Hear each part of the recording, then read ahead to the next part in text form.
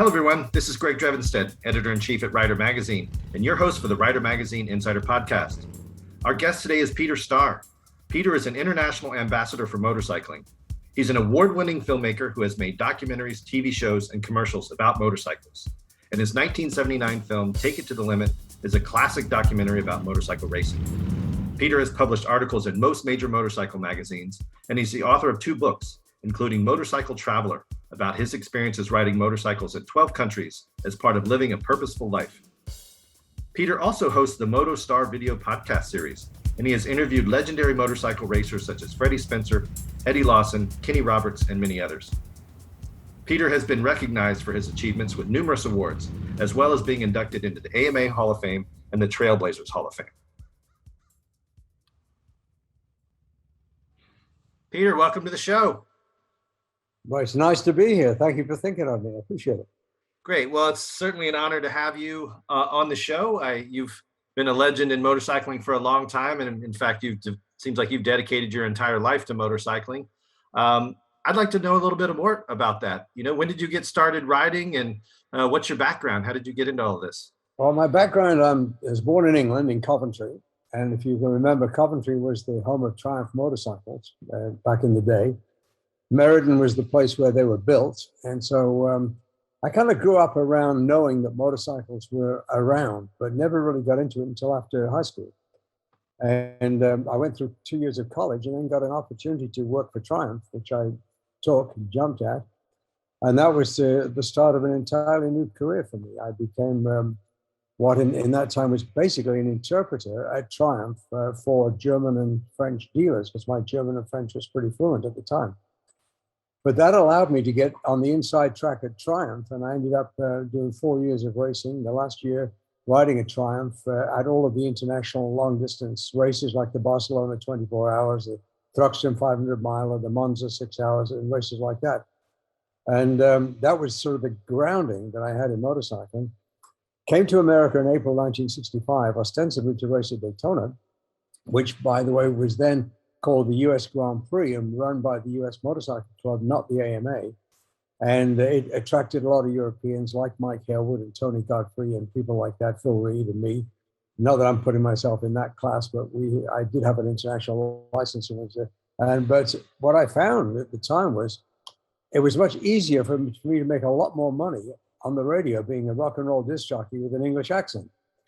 Because in 1965, if you can recall, I don't know if you're that old or not, but it was the Beatles, the Rolling Stones, Herman's Hermits, the Animals, etc. And if I just by the fact that I had an English accent and happened to meet a radio station manager, got me into the radio business, which I was in for 6 years. And wow, that's cool. Did very well and became sort of, in 65 and 66, toured America as, quote, the English disc jockey. And we played a lot of radio stations, like a tour. I did a tour of America twice, and we're 65 and again in 66. And then ended up in Vancouver, BC at the end of 66 and stayed there for 4 years, working for CKLG and CFUN radio, and got back into motorcycling and competed in the Cowbell Enduro and rode a lot of bikes at a lot of different occasions.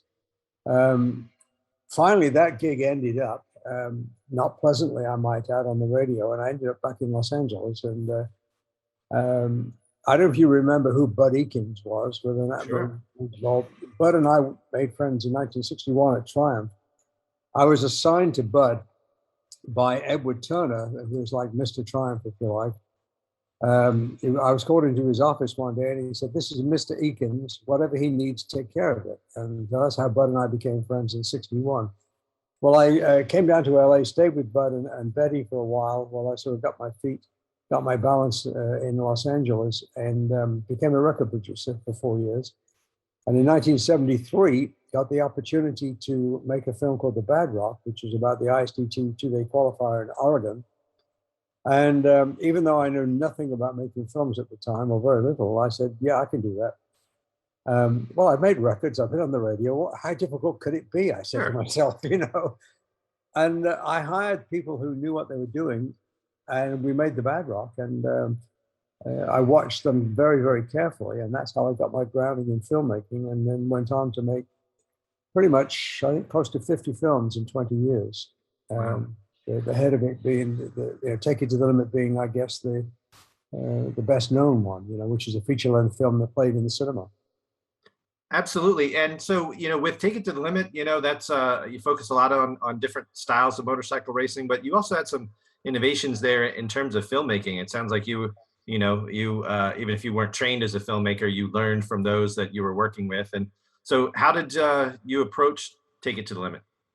Well, mainly, to be quite honest, the way that film came together, I did a film with Marty Smith, one with Roger DaCosta. We did the Champion Spark Plug Classic at Ontario. I was in 74. 75, I did a dirt track film called The All-American Race, where I followed Gary Scott, Rex Beauchamp, Corky Keener, and Mert Lowell around through their season. And I looked at this footage and I said, there's a lot more here than we've got. There's a film here. And at the time, one of the most famous pieces of film I've done wasn't famous at the time. It was when Kenny Roberts won the Indy Mile on the 4-cylinder dirt tracker. And we had that. Nobody else had that. We had it. We didn't mean to get it because we were there to film Rex Beauchamp and Gary Scott, but Kenny won the race. And fortunately for us, we got the footage, which has become, I think, one of the most famous pieces of film that we ever shot. Maybe Mike Hale in the Isle of Man is more, but certainly that one is pretty good. And that's how I decided to start to put a film together. And the only other film that had been done at that time of any feature-length quality was On Any Sunday with Bruce Brown. I didn't want to follow Bruce's footsteps because I had a totally different vision than Bruce did. And so I just sort of mapped out all of the things that I thought I'd like to film. And the title, Take It to the Limit, came at the end of the filming. And it became as a result of watching some of the greatest riders in the world do what they do. I mean, including Mike Hailwood and Barry Sheehan and Stevie Baker, Roger DaCosta, Marty Smith, Russ Collins. I mean, the icons of that era. And when you watch those guys do what they do, I couldn't think of a better title than Take It to the Limit, because they did that every time they got on a motorcycle. They were dedicated. Absolutely. And I was as jealous as all hell that they could do that, because I never could. Well, I mean, clearly, if you went from not riding a motorcycle until you were in high school and then you became a racer, you clearly had some natural talent. And I want to ask you about a little bit later, as I understand you did some stunt riding as well for some films. But so you did Take It to the Limit. That was from 1979, and then you get into the 80s and you start making. I know you've produced some TV shows. I mean, some of the very early motorcycle TV shows. And you had one of the first one, the Peter Starr motorcycle show. Is that the mid 80s? That was yes, that was the early 80s, actually 83, I think. As I've gotten older, the memory's a little fuzzy in terms of years, but I've been working with the Stroh Brewery, and the man that ran the Stroh Brewery was a guy called Dave Martin, and he and I have become friends. And they had a show on television called the Stroh Circle of Sports. And I said to him, you need to have motorcycles in there. And he'd never been to a motorcycle event. So I took him and his key staff to a couple of races, and they educated them into how exciting it could be. And as a result of that, we put together a 13-week TV series, mainly made up of films that I'd already done, that had actually already shown on other TV stations. But Stroh stepped up to sponsor that, as did Chevrolet, as did Honda Motorcycles. And that kicked off a lot of interest in that time, because nobody had a national TV show showing nothing but motorcycles. And it lasted 13 weeks. And then through my relationship with Stroh's, we decided to create the Stroh Mile Dirt Track series. And that was in the end of 84 through 85. We filmed 7 one-hour shows at mile dirt tracks and really set the standard. And Stroh's really stood up for that. They put in over $700,000 in that first year. Wow. In prize money, in money to the promoters, in the cost of television in terms of televising it. And that had never been done before, to my knowledge. And so that was the first. And during that same period, we managed to develop a live TV video camera, which we used at the DuQuoin Mile, to record the first live footage from a mile dirt track race. It was on Ricky Graham's bike. And then we used that again at San Jose on Ted Booty's bike. And I was, it was great to do that, and it was a lot of fun, but I never thought of that as a business. So I never pursued it. It was just one of those things you do for the shows you're doing yourself. And now you wouldn't expect to see anything on television about motorcycling without having those small video cameras on board. Well, and I mean, that's the thing is, in this day, the how ubiquitous GoPros are and little tiny cameras mounted all over race bikes. I mean, it's something that people take for granted, but I don't know what the camera looked like that you mounted to a race bike on a dirt track, but I imagine it was much larger and it was much more complicated to get it mounted in a way that didn't interfere with the racer. But yeah, we take it for granted, all these micro cameras and small little, action cameras. But yeah, it had to start somewhere. Yeah, one little story about the dirt track is if you put a camera on the front of a dirt bike on a mild dirt track, within a half a lap or a lap at the most, you can't see anything because the dirt from the bike in front, right? So what we had to develop and did develop was a window cleaning device. And the way we did it was we took do you remember 35 millimeter film cassettes? Sure. We took 2 of those and we put clear film inside it. And then on the end, we had a 9-volt battery and a little motor and a timer, so that every 30 seconds, the timer would go off, the motor would start, and it would pull a piece of clear film across the front of the lens to give us another clear shot. It was crude. It was very crude, but it worked. Well, so that's all that matters. It worked. Yeah. And nowadays, you wouldn't think of doing something that crude because technology is so much better. But that was the first time anybody had ever done that. And I believe that the reason it hadn't been done before is nobody figured out how to keep the lens clean. Right. Not so bad when the camera's pointing out the back, but when you're following a guy down the straight, slipstreaming him, you're getting all that dirt. If you see the visors of the riders, you'll understand what I mean. All the tear-offs. So how large and how heavy was this camera at that time? At that time, they were about 7 ounces. Okay, so they were fairly compact then, I guess. Well, the camera head, that was just the head of the camera. The electronics and the microwave broadcasting system we built into the seat at the back. Okay. So that in the number plate was about 7 ounces for the camera and perhaps another 3 ounces for the windshield, the cleaning system. Okay. And then everything else we had a wire going to the back, to the seat, and everything else was built into the seat. Because there was probably another 7 or 8 pounds of electronics that we had to deal with. Wow. That was the only way we could do that, because to put the full system at the front would have affected the handling of the bike. And that right. Yeah, that's what I was wondering about. Yeah, so you put the weight back, in a place where they could sort of, compensate for it. Yeah. Exactly. Yeah. The other thing about that series was in 1981 at Laguna Seca, Suzuki asked me to make a film about superbike racing, and I didn't want to do just another film, about bike racing. I wanted to do something different. So we built a camera bike, a race bike. Dennis Smith, the cycle team, gave us the bike. Dan Gurney's staff built the camera mount on it, and we put a camera on the gas tank, a film camera. A full-blown film camera, probably weighing about 15 pounds, on the gas tank. And the AMA gave us permission to run it during the race, during the race. They'd never done that before. Wow. The issue was David Emdy rode it for us, did a great job, but he wasn't in the race to win the race. In fact, we paid him to ride. He would do about 8 or 10 laps and then come into the pits. We'd change the film magazine and then wait for the leaders to come back around again and send him out again.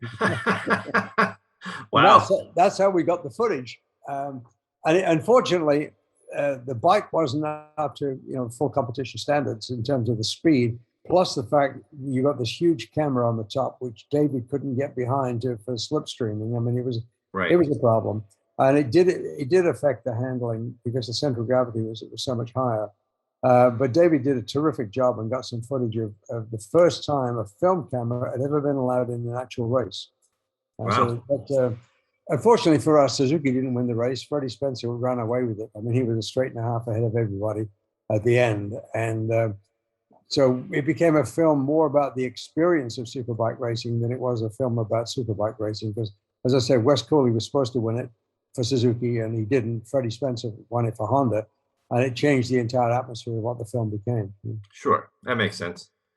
So how did you've done films, TV shows, you were putting together this dirt track series. How did you get into stunt riding for films? I know what did I read that some of the movies that you had been involved with were like Lethal Weapon 3 or several others that are kind of well-known films that you did some stunt riding in? Well, it started out because I built camera bikes for my own business and for my own use making motorcycle films. And I got a call one day from a guy called Sparky Evanson, who was working on Lethal Weapon 3. And he said, "You still have your camera bikes?" I said, "Yeah." He said, "How would you like to work on a real movie?"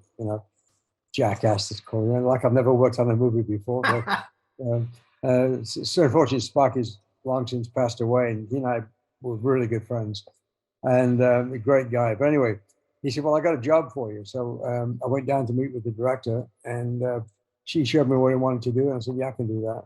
And that was my first job, Lethal Weapon 3, of riding a camera bike, and that kicked it off. And then after that, I got to join the Screen Actors Guild as a stunt performer, and did a lot of commercials. I worked on a lot of major movies like Batman and Robin, Apollo 13, and it became a joke with Ron Howard. Ron Howard did Apollo 13, which I worked on, and then he had another film called Ed TV with Matthew McConaughey, and Ron couldn't remember my name, and he told his guys, he said, "Find me that motorcycle guy from Apollo 13."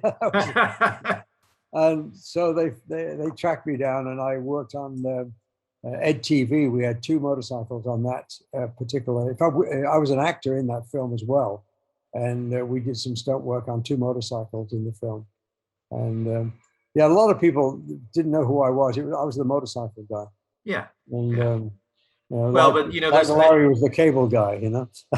I find it interesting is that even though motorcycling is not as popular, as common in some ways as it is in Europe, is that these days you don't have an action film trailer that, unless the new Bond film's going to have motorcycles in it. All the Mission Impossible films always have motorcycles in them. The Matrix films. If you're going to have a cool action flick, motorcycles are involved because of I guess they're much more maneuverable and dynamic than cars or trucks would be or something like that. So well, it's also a much younger audience. Young people relate more, I think, to action motorcycles than action cars. You mentioned Matrix. Well, Debbie Evans rode the Ducati in Matrix, and I first met Debbie when she was 14 or 15, and 1973, 74 era, and she became part of Take It to the Limit when she did the headstand on the bike trip. Yeah. And she went on to be, quite honestly, the eminent female stunt performer in Hollywood. And she's still doing it today. She just got back from Prague, where she spent 4 weeks doing car stunts in Prague.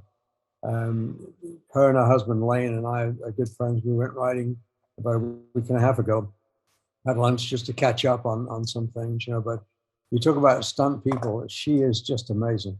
Yeah. Just amazing. She can do things with a motorcycle that I could only dream of. Yeah, no, she's absolutely, like I said, she's one of the top talents, for sure. So that the 90s, you were doing some of the stunt performing on some films. You've done a lot of creative work. I know you've published articles in a lot of magazines. You've had articles in our magazine, Rider, and others. And a few years ago, you published your book, Motorcycle Traveler. So tell us kind of how you got to the point where you published this book, which is beautiful. It's a thick hardcover book with lots of photos. It's got a companion DVD, and it's about you traveling to and riding in different countries and meeting lots of different people. So what was the inspiration for your new book? Well, in 2004, I was diagnosed with cancer, and spent a lot of time after that studying natural medicine, because I decided then that what conventional medicine was offering me was insufficient to make sure that I lived an active, healthy life.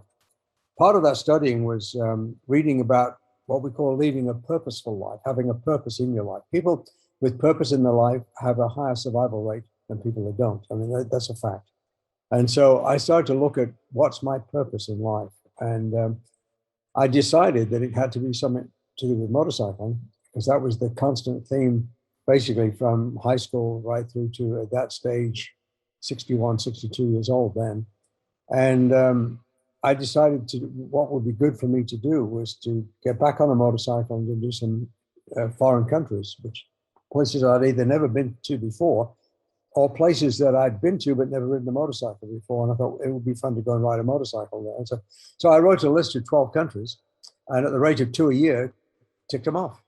And it became a big thing for 6 years for me. I mean, you can imagine going to all the countries in the book. There's 12 of them, and some of them you would say, oh, that's okay. Anybody can go to Scotland as an example, but my heritage is Scottish, and I always wanted to ride around where William Wallace, who was the patron of Scotland, if you like, where he was born, where he died, where he was actually sold to the British government, the battles he had at Selkirk and the Barns of Ayr and all of those places.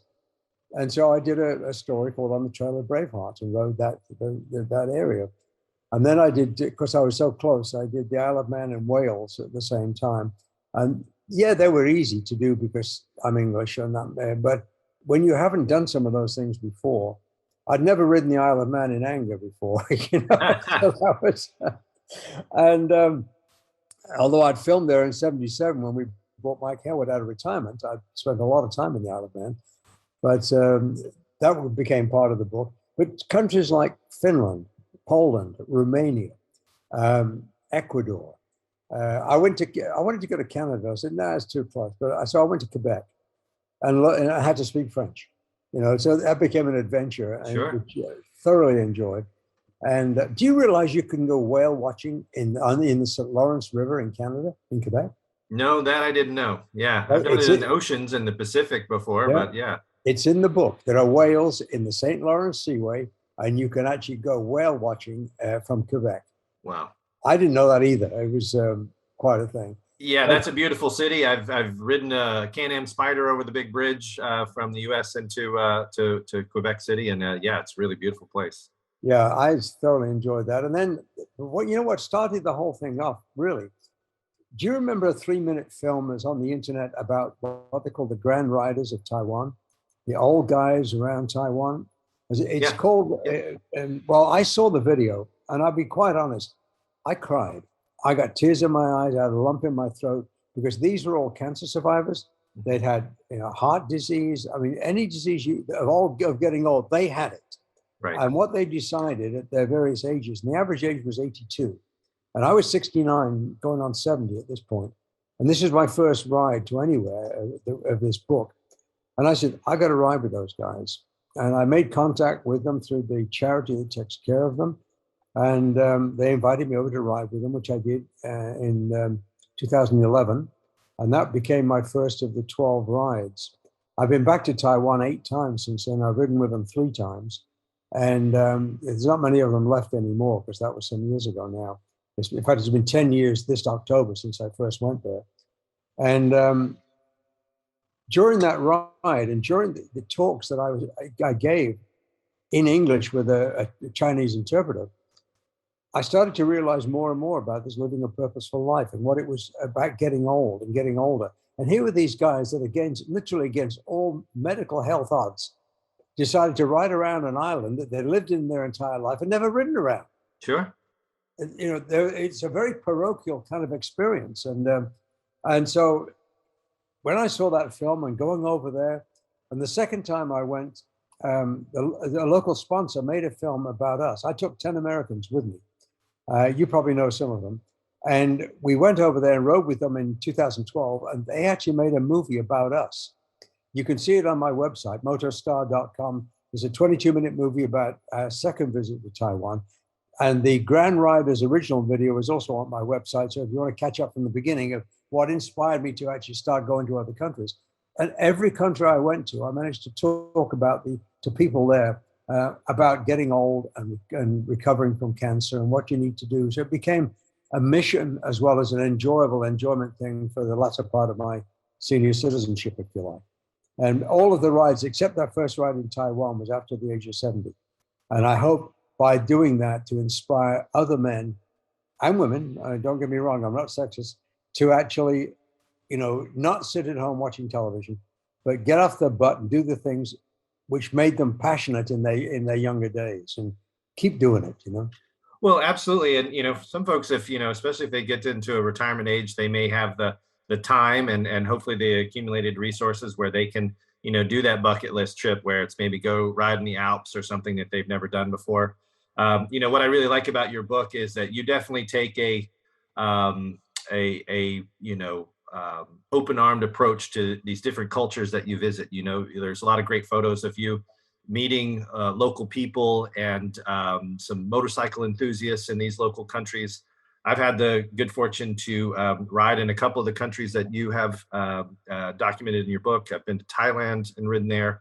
I've ridden in Ecuador with Court Ran, just as you did, and stood on the equator there in Ecuador. And those are really special places. And I think, especially since, we've gone through this whole pandemic thing where it's really sort of forced some people to limit some of their activities, but also it's really helped some people reevaluate their priorities and to basically not hesitate to pursue some of these things. If you have some dreams or a bucket list trip or something like that, is soon or now is the time to do it. Well, the thing I'll tell you about is surviving from cancer is a big issue because a lot of people don't. And it's important to understand what you're dealing with when you're dealing with cancer, if you're going to survive. And it's important equally to continue to live, not to be a victim to the disease, but to continue to live. And for me, continuing living was not making one more film, to be quite honest. It was to get out there and mix it with a lot of people, different people, and really challenge myself. I mean, because when you're on your own and you're touring some of these places on your own, of course, when in Ecuador, I went with Court Randas, did you? In Thailand, I was going to go on my own. And I called up the Thai government here in Los Angeles and said, can I get some road maps and some places? Well, why do you need those for? Well, I'm going to go ride a motorcycle around Thailand. And they said, on your own? Yes. Do you speak Thai? No. And they said, and they called me back and they said, look, we know who you are. We've done some research on you. And we don't want anything to happen to you, so we're going to send a guide with you. Right? So, that's great. Yeah. So the interesting part about it is they sent me a guy who could ride a motorcycle, but not particularly well. He wasn't bad, but he wasn't well. So Kawasaki, who loaned us the motorcycles, said, well, we wanted two 650 versus adventure bikes, right? And they couldn't provide those. So they said, we've got a 1,000cc Ninja and one 650 adventure bike. And I took a look at the Thai guide and I said, you better have the adventure bike. I think this Ninja is going to be just a little bit too much for you. Oh, yeah. And we did a lot of dirt roads.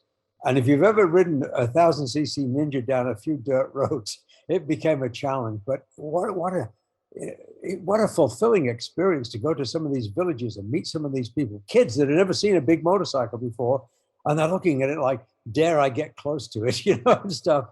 It's like the circus coming to town. I mean, they're just absolutely ecstatic to see, like people that are clearly not from their local village or area on big fancy motorcycles. I mean, because small displacement utilitarian motorcycles may be commonplace in some of these countries, but a big sport bike or adventure bike, those are very unusual. But what you were saying in your book is that by being on a motorcycle, you meet people in a different way than you would if you showed up in a tour bus. But even if you were in some sort of, SUV or car, it's like you are more in touch, just like you say with we would all say with riding a motorcycle, you're in touch with with your more of your senses and the environment and the sensations and smells and so forth.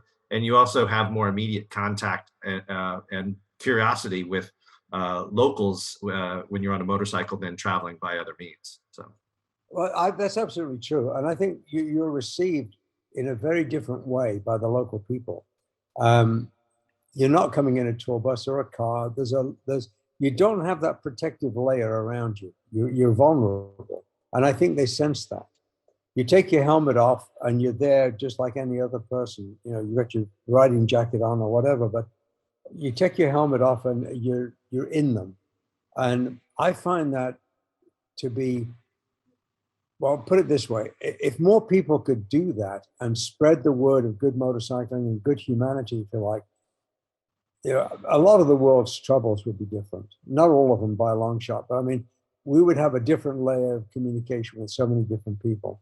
And I found that in every country I went to, whether it was civilized first world country like, New Zealand as an example, to essentially the backwoods of Thailand, or even Romania. I mean, you go to some of the back areas of Romania, it's still World War II back there.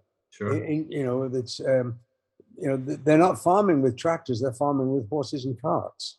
Right. And they do have tractors. Don't get me wrong, but I mean, you come across most people. It's very, very almost third worldish in so many areas. But you show up on a motorcycle. I tell you one experience that really, really touched me. And I was riding at the time with a Polish guy called Zezawada. I actually met him in England years and years ago, so he wasn't a stranger to me. We rode together, and we got to this one village where Prince Charles from England actually owned a house, and it was a quaint little village in the middle of nowhere. And we went into the church, which was one of these fortified churches. And there was a young gal, I guess she would have been, I don't know, 5 years old, 7 years old, maybe, something like that, asking for money so you could take a photograph, and this is a tourist thing. And my friend said, be careful how you do that. That could be misinterpreted. So we ignored her and went into the church, came back out, and her grandfather was with her on the way back, who was doing the same thing. And we paid them, and we took a picture of them because was the biggest way they earned a living. They had no other income. But as my friend said, you just have to be careful because you're a foreigner. You don't know how it's going to be interpreted. And unfortunately, everything worked out well, but it was a good thing to know. And it was similar in Ecuador. If you went to some of the remote villages in Ecuador, you actually paid people to pose for a picture. And Court, God bless him, is great in that arena. And he makes a big joke out of it because he speaks Spanish, and I speak very, very little Spanish. So he makes a big joke out of it and gives them the $2, $3, $4, $5, whatever it is, and you get to get your picture, with the locals there, which is a lot of fun. But it teaches you that we are very privileged. In America, we are one of the most privileged groups of people anywhere on the planet, bar none. And it irks me greatly that bit by bit we seem to be throwing away those privileges, we're throwing away those freedoms. And I've lived here now. I chose to come to America. I chose to be an American. And because I like freedom. I like what America stood for in the 60s, 70s, and 80s. And it just irks me greatly that we see this being taken away. And us as motorcyclists, I think, need to be more vocal in maintaining our sport and maintaining our right to do various things, because we are only one step away at any given time for some dictatorial government people to say, motorcycles are dangerous, we're not going to have them anymore. And we're screwed at that point. Well, I mean, we've been dealing with it since the, middle part of the last century where, it's just motorcycles have had a bad boy biker image for a long time, which of course can be commercialized and marketed and so forth, but it's never really been fully embraced in this country as it is in Europe or many other countries where motorcycles are utilitarian transportation. They are just as common as, or more so than cars and trucks, because it's just an economic necessity. Here, they're much more recreational vehicles and they're more of a luxury. But yeah, I absolutely agree with you. It's really by visiting some countries, particularly those that are more impoverished than ours, like you say, Ecuador, Thailand. You mentioned Romania. I've been to some parts of Slovenia and Bosnia and Herzegovina and so forth that also have some very rural areas, are still sort of suffering the sort of after effects of war. And you can really appreciate how fortunate we are when you visit some of those places. Heck, you can even go to some rural areas of the United States and realize that, if you live in a more urban area and you have some financial security, home and so forth, that there's a lot of people struggling in a lot of different places. And so couldn't agree more. And if I can finish up about the book, the one country that I knew nothing about that totally surprised me when I went there was Israel. It wasn't on my original bucket list. I was talked into it by someone who says, you really got to go to Israel. And it was the last country I went to, because quite honestly, it was the last that I was really interested in. And I learned so much from that country and so much about the lies that are told in the media here in America about Israel that it was shocking. And it's a beautiful country full of great people. I mean, and you'd be amazed that the Arabs, the Palestinians, and the Israelis, they live and work side by side. If you leave them alone, they're fine. Right. If you want to promote political upheaval, yes, you can. But there are Palestinians that live in Israel that have the same privileges as Israelis. I got to go to the Knesset. Now that's really, we were invited, I was invited to go to visit with this member of the Knesset, which is their House of the Parliament. And even with an invitation, you go through a security that took us 30 minutes to get through security. Wow. To get in there. And it's real. I mean, the people that deal with security in Israel, they're real. They don't mess. And of course, on my bucket list, if you read that chapter in the book, I'd seen years ago, somebody had stood next to a gorgeous female soldier. You know, she was so pretty. And I said, that's on my bucket list if I'm going to Israel. I've got to get me a picture of me next to some gorgeous female soldier. Well, we found one in Jerusalem. And we said, would you mind posing for a picture? And she said, no. So I got my picture. And she's standing there with, I don't know what kind of gun it was, but it's obviously fully automatic. She was fully loaded with everything. And that gun, she explained to me, is one little orange piece of plastic away from being totally fully automatic. Right. And they mean what they do in terms of protection. They don't mess around. And it was interesting to learn that. And we got to go to the West Bank. We got to go to look to the valley where the big tank war for the 6 Days War took place. I mean, we learned the history of the Dead Sea. We went to the Negev Desert. We learned all about that. I came away from that having learned so much more than I ever expected to. And again, I had a guide, fortunately, because I don't think I would have seen anywhere near what I get to see without a guide. Sure. And he did a terrific job for us. And I would recommend any of those countries I've been to. And there's nothing that I've experienced where I say, don't go to this country. Every one of them was a worthwhile experience. And remember, it was all to bring my passion for living to continue for me. I'm still dealing. Once you've had cancer, you're always dealing. I mean, in spite of what they say, are you in remission? You may not have an active cancer at that moment, but your body's in a condition where it can come back at any time because your cancer is vulnerable to that kind of thing.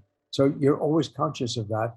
And by having a purposeful life and continuing with motorcycling has kept me, I believe, focused and kept me alive. I'm now 78. I'll be 79 in a couple of months. I'm planning my 80th ride next year. I'm planning a big ride for my 80th birthday next year. And where are you going? Or is that a secret? Right now, it's a secret. We're still working on it, but it's a big one. Okay, good. And it's because I think 80 years is something worth celebrating. Absolutely. Assuming I'm going to make it. Not only that, but to be healthy and vital, to take on a big adventure. You've clearly been on some adventures in some places that, like I said, they're not necessarily tops on everyone's lists. And, because I've worked at a magazine, I've had the good fortune through my work at the magazine to travel to a lot of places that I might not have gone to otherwise. And as much as it is great to ride a motorcycle on cool roads and go to places like Stelvio Pass, or to, if you could go see a famous site like Machu Picchu, but it's really, like you were saying about with Israel, it's being able to go to a place and have your horizons expanded, to really kind of open your eyes to what the reality is in a place, not what you read about in the news or newspaper, which is often sensationalized. It's often, not fully accurate. And it's really gives you an appreciation for, our commonality with people all over the world. I mean, it's because the people that live in any of these countries are not their government. Like the government or the representatives and what we see and on the news is not the people on the ground. I mean, and by nature, most people are good people. They're just trying to get by. They're trying to take care of themselves and their family. And you see that it's not that there's a lot of things that there's not a lot of hatred out there. Like it's as pervasive as it is. And so being able to travel and see that, I think, gives people that sort of appreciation of our common humanity. Yeah. We were talking early on about what I do with my dealer shows, and what I do, I have a program, it's called An Evening with Peter Starr. And I will go to a dealer, and the dealer gets a choice of 3 programs that I do. One is we show Take It to the Limit, and we have a Q&A afterwards, and it's the original director's cut of Take It to the Limit. And that's basically a 2-hour show, hour and a half for the movie, usually about 30 minutes of Q&A. And that's one effort. The other one we do is, this is my 60th year of being in the business, basically. I took 6 years off for rock and roll, but I never really left motorcycling in my heart, so to speak. And so I go through some of the years, some of the better years, and show film clips from various things I've done and talk about those.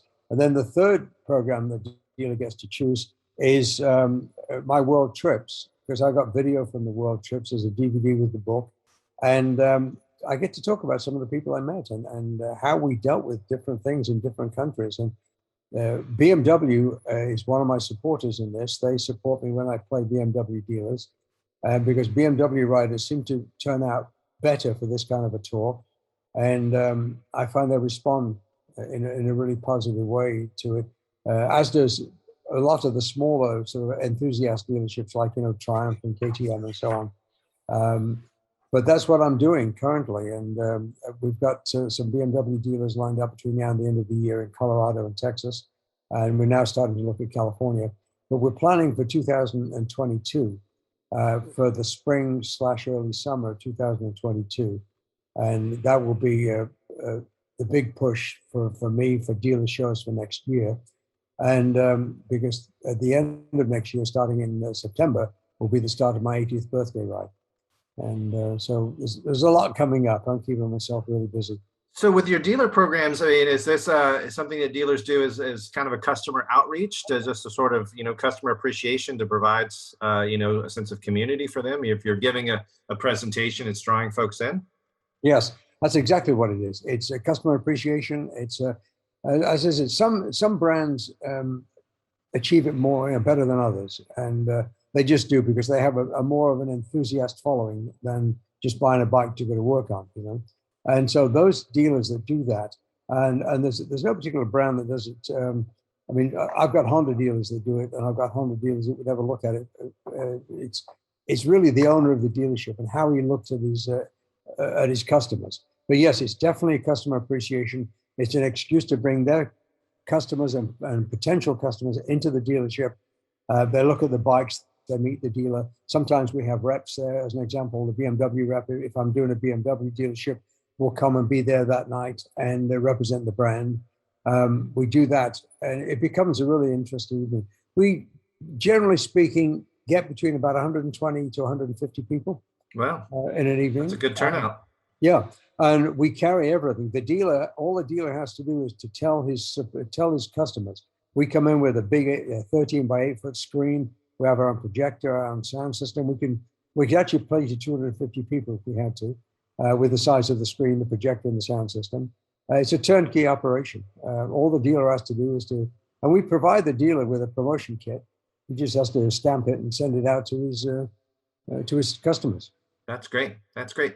Now, with some of these dealers, is this? I know, again, we're kind of with this enduring COVID situation. Is this something that can be done outside? I know having a lot of people into a dealerships, depending on their size, aren't that big, but some are, some aren't. But is it something you could do out in a parking lot or something, or do you need to do it indoors? No, we could do it out in the parking lot. And of course, it depends on what time of year you're talking about. And before COVID, I was in Florida. I did 5 BMW deals in Florida, and the one in Tampa, it was a mess. I mean, it was absolutely a mess. They had the biggest storm come through that particular day, and we can't do this, and we'll do it at this pub, and they were going to do it outdoors at a pub, not at the dealership, because the dealership didn't think they were equipped. And it rained, and it rained, and it rained, and we ended up, nobody came. I mean, if there was 24 people there, I'd be amazed. And we all went in the pub and celebrated inside the pub. We showed a couple of things. I talked for a little bit, but it was just one of those days. So depending on what the weather's going to be, where you're going to do it, we played the Ace Cafe in Orlando, for instance, and that was a particularly good venue for us. And we played at the BMW dealer in Pensacola. Yeah. And that was a great location. The location grew at a sellout crowd. It was terrific. And as long as it's promoted and you reach those people, we'll fill the place. Sure. And it's a lot. And it is a lot of fun. And I start out when I show Take It to the Limit. I start out by looking at the age of the people in the crowd, and I say, well, some of you are not going to get this, but I'm going to take you back 40 years in time. And that's exactly what we do. Absolutely. And those people that have never seen Mike Harewood ride, or Kenny Roberts, or Russ Collins, or Roger DaCosta, well, they might have heard their names, get to experience who these people truly were in their heyday. Well, and they may have seen, again, photographs in magazines or something, but to see them in action and to see the raw talent in, as it's unfolding. I mean, that's to see true professionals at work. As you said, you had great admiration for a lot of people that you were filming, great respect for their talent and what they could do. And what you see in some of these films is certainly their grit and determination to win by any means necessary. At great personal cost to them. Sometimes they're sometimes injured. They're sometimes dealing with.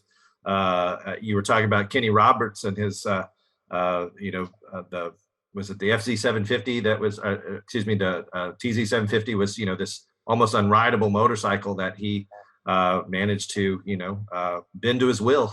So yeah, and to hear him talk about that, one of the things that I've got that's in not in that book, but in my first book called Taking It to the Limit: 20 Years of Making Motorcycle Movies, is a piece of film where I went back and interviewed Jay Springsteen, Corky Keener, and Kenny from their perspective. Because what happened was Kenny came from the back of the grid to being in third. And at the time, Springsteen looked over, Keener was leading. Springsteen looked over his shoulder because they were just playing around.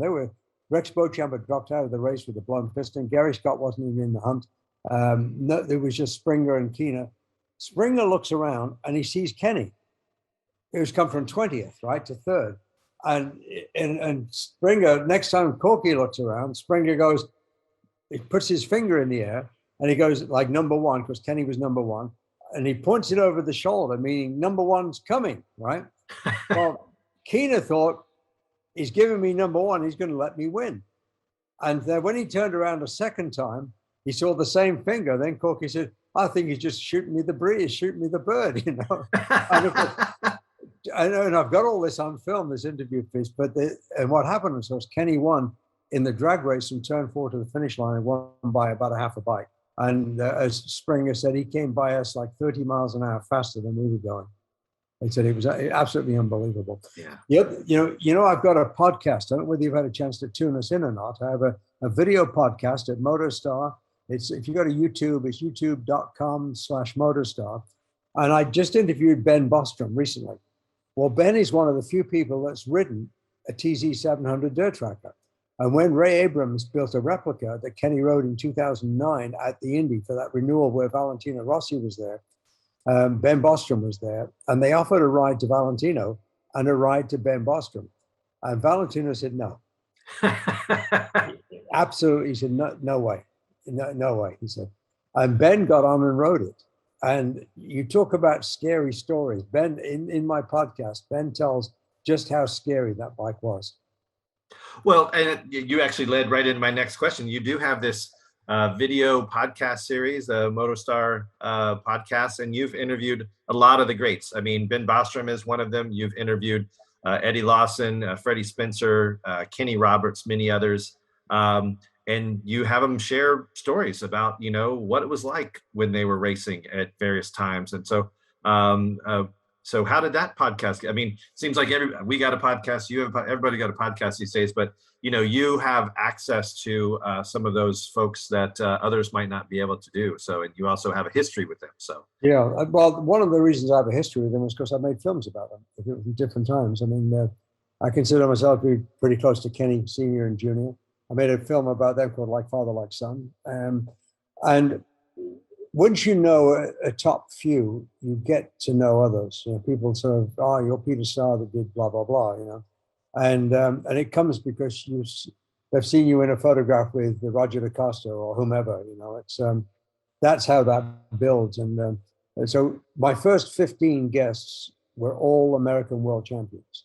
I mean, Penhall and Greg Hancock and Brad Lackey and Rainey, Lawson, Roberts, Ben Spies. I can't think of the Schwantz is on. You interviewed Kevin Schwantz. Kevin Schwantz. I mean, and then I decided after 15, I said, it's ready to go more worldly.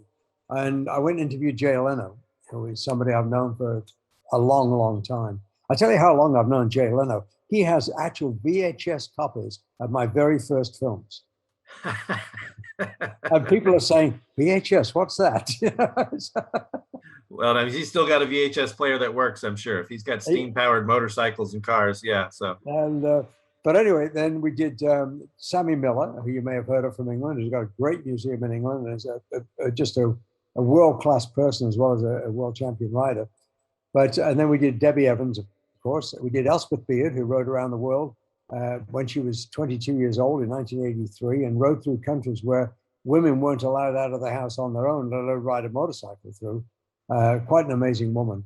And I've just tried to get it a little more broad rather than just racing champions. But I still go back to racing champions. I just did, in fact, this week, if you go to it, you'll see Reg Pridmore, who is the AMA's first, second, and third Superbike champion. Reg is a great guy. I've had the honor of taking his class school a couple of times, and he's an absolute gentleman. He's really fun to be around. I've actually ridden on the back of a motorcycle with him. He takes students on the back of bikes around a track, and to have that sort of experience to ride on the back of somebody who really knows what they're doing. And I'm not a small guy. I'm 200 pounds. To have my big old sack of potatoes on his back, I was really amazed at what the lean angles and how hard he would brake. And it was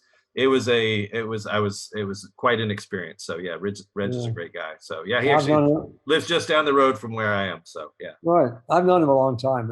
We have the English connection, of course. He and I raced, our first races were on the same track in the same year, 1961 in Silverstone. Yeah. Oh.